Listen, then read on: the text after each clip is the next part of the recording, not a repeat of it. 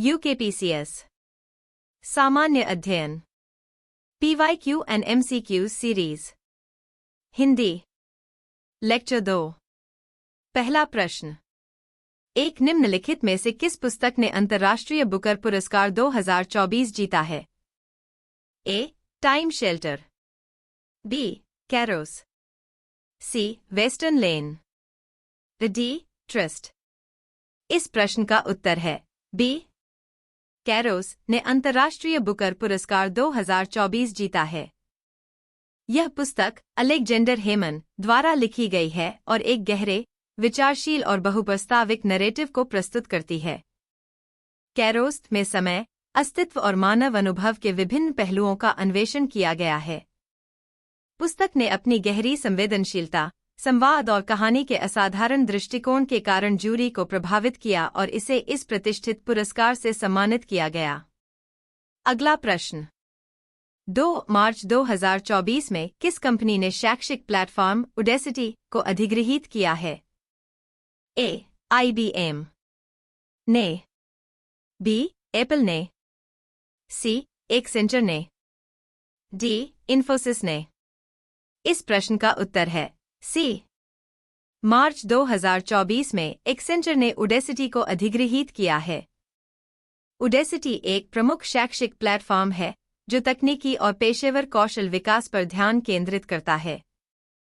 Accenture ने इस अधिग्रहण के माध्यम से अपनी शैक्षिक सेवाओं और कौशल प्रशिक्षण कार्यक्रमों को और मजबूत किया है ताकि वे वैश्विक स्तर पर डिजिटल परिवर्तन और व्यावसायिक विकास के लिए अधिक उन्नत और प्रभावी समाधान प्रदान कर सकें। इस अधिग्रहण से एक्सेंचर को उच्च गुणवत्ता वाले प्रशिक्षित पेशेवर मिलेंगे। अगला प्रश्न 3 तीलू रौतेली राज्य पुरस्कार 2023 से सम्मानित निवेदिता कार्की का संबंध निम्न में से किस खेल से है? A. दौड़, B. कला एवं योग, C. पर्वतारोहण, D. मुक्केबाजी।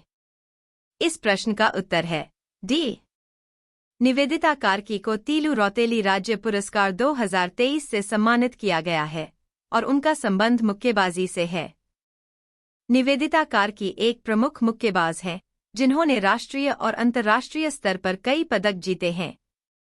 उनका यह पुरस्कार उनके उत्कृष्ट प्रदर्शन और भारतीय मुक्केबाजी को बढ़ावा देने में उनके योगदान को मान्यता देने के रूप में दिया गया।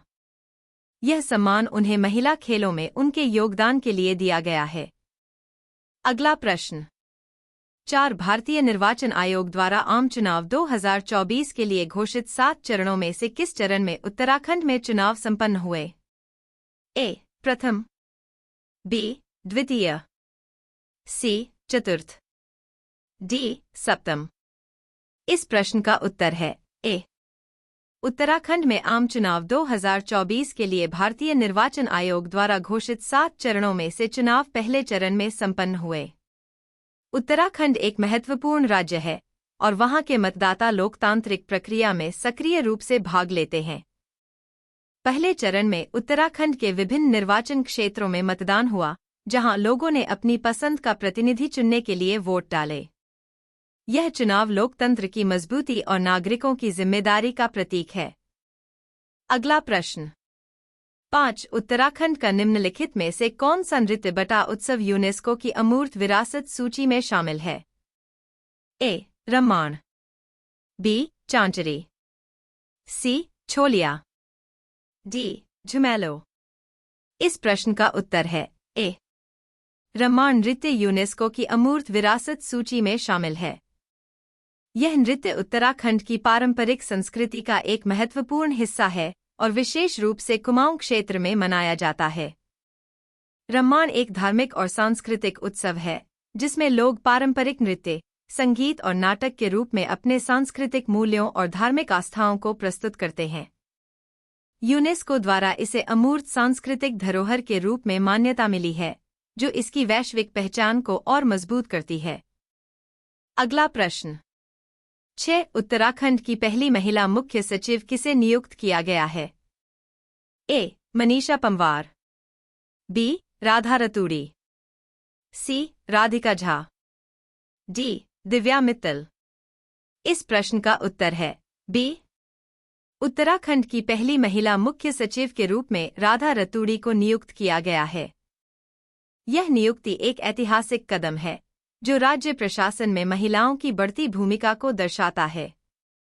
राधा रतूड़ी को उनके प्रशासनिक अनुभव और दक्षता के लिए यह सम्मान प्राप्त हुआ है। उनकी नियुक्ति से न केवल महिला अधिकारियों के लिए प्रेरणा मिलती है, बल्कि यह उत्तराखंड के प्रशासन में बदलाव और प्रगति के नए अवसरों की भी शुरुआत है। अगला प्रश्न 7. पूर्णागिरि नामक हिंदू धर्मतीर्थ उत्तराखंड के निम्न में से किस जिले में है? ए. अल्मोड़ा, बी. पिथौरागढ़, सी. चंपावत, डी. रुद्रप्रयाग। इस प्रश्न का उत्तर है सी.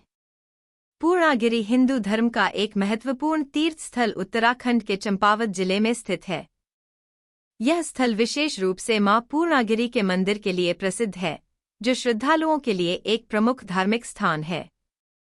यहां आने वाले भक्त इस मंदिर में पूजा अर्चना करते हैं और इसे विशेष रूप से नवरात्रि के दौरान बड़ी श्रद्धा से पूजा जाता है।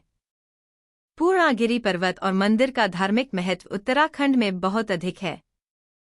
अगला प्रश्न 8. निम्न में से किसका मुख्यालय उत्तराखंड की राजधानी देहरादून में अवस्थित है? ए. भारतीय पुरातत्व सर्वेक्षण, बी. भारतीय सर्वेक्षण विभाग, सी. भारतीय वनस्पति सर्वेक्षण, डी. भारतीय भूवैज्ञानिक सर्वेक्षण। इस प्रश्न का उत्तर है बी. भारतीय सर्वेक्षण विभाग सर्वे ऑफ इंडिया का मुख्यालय उत्तराखंड की राजधानी देहरादून में स्थित है। यह विभाग भारत में मानचित्रण, भूमि सर्वेक्षण और भौगोलिक जानकारी के संकलन में महत्वपूर्ण भूमिका निभाता है।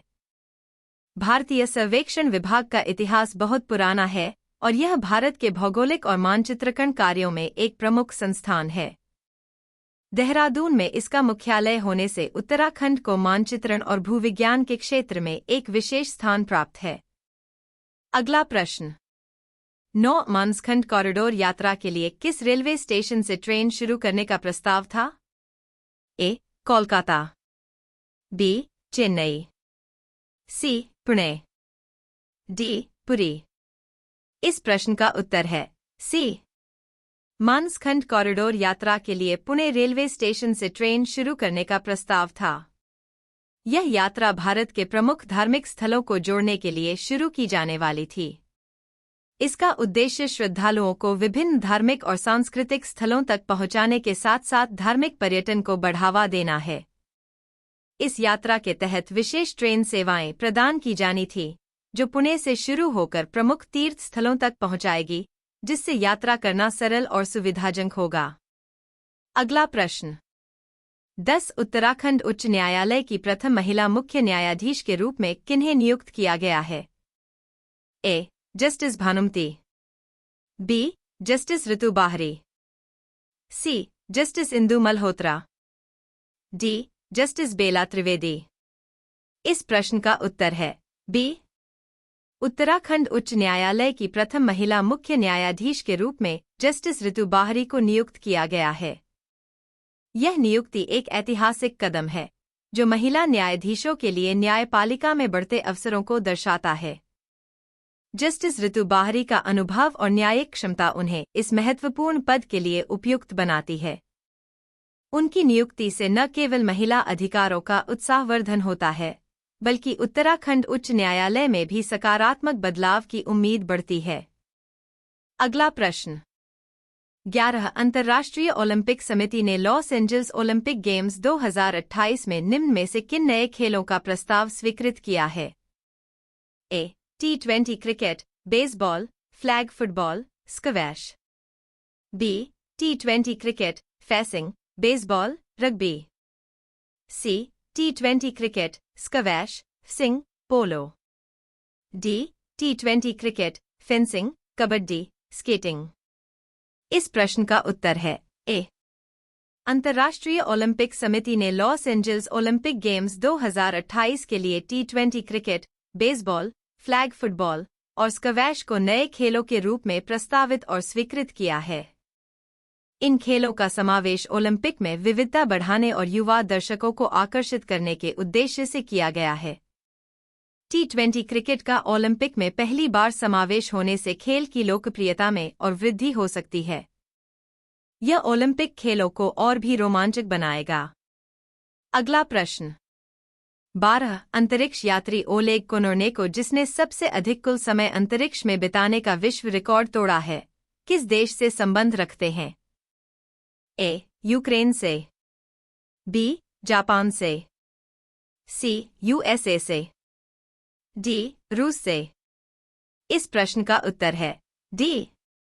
ओलेग कोनोर्नेको ने सबसे अधिक कुल समय अंतरिक्ष में बिताने का विश्व रिकॉर्ड तोड़ा है और वह रूस से संबंध रखते हैं। ओलेग कोनोर्नेको ने 437 दिन, 17 घंटे और 58 मिनट तक अंतरिक्ष में बिताया। उनका यह रिकॉर्ड अंतरिक्ष अन्वेषण के क्षेत्र में एक महत्वपूर्ण उपलब्धि है। उन्होंने सोयूज और इंटरनेशनल स्पेस स्टेशन (ISS) पर अपने मिशन के दौरान यह रिकॉर्ड स्थापित किया, जो रूस के अंतरिक्ष कार्यक्रम में उनके योगदान को दर्शाता है। अगला प्रश्न 13 2023 में यूनेस्को की रचनात्मक शहर नेटवर्क (UCCN) सूची में किस भारतीय शहर को साहित्य का शहर के रूप में शामिल किया गया है? ए. पुणे, बी. ग्वालियर, सी. कोझिकोड, डी. जयपुर। इस प्रश्न का उत्तर है सी. 2023 में यूनेस्को की रचनात्मक शहर नेटवर्क (UCCN) सूची में कोझिकोड, केरल को साहित्य का शहर के रूप में शामिल किया गया है। यह उपलब्धि कोझिकोड के साहित्यिक धरोहर और समृद्ध सांस्कृतिक परंपराओं को मान्यता देती है। शहर में साहित्य के प्रति गहरी प्रतिबद्धता है और यह साहित्यिक आयोजनों, लेखकों और पुस्तकालयों का एक प्रमुख केंद्र है। यूनेस्को द्वारा इस शहर को इस सम्मान से सम्मानित करने से साहित्य के क्षेत्र में और अधिक विकास की संभावना बढ़ेगी। अगला प्रश्न 14 सेना में आर्टिफिशियल इंटेलिजेंस का दायित्वपूर्ण उपयोग पर पहला अंतर्राष्ट्रीय शिखर सम्मेलन किस देश में संपन्न हुआ था? A. France, B. Germany, C. England, D. Netherland. इस प्रश्न का उत्तर है डी.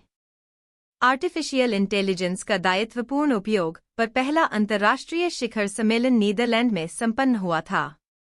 इस शिखर सम्मेलन में विभिन्न देशों के रक्षा अधिकारियों और विशेषज्ञों ने आर्टिफिशियल इंटेलिजेंस (AI) के सैनिक उपयोग पर चर्चा की।